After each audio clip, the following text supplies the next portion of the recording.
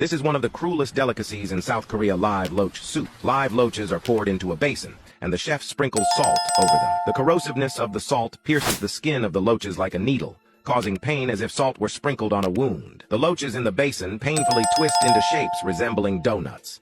Why do they sprinkle salt on the loaches?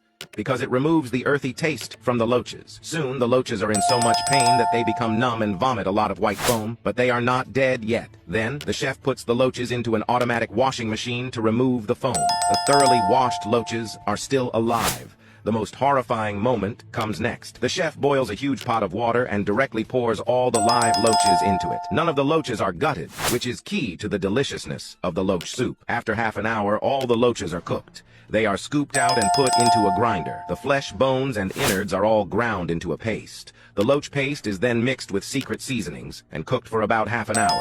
It's then poured into a stone bowl and slow cooked over a charcoal fire. Some ginger and garlic are added. Served on the dining table, accompanied by yogurt and kimchi, the rice is directly soaked in the soup. What do you think of this loach soup?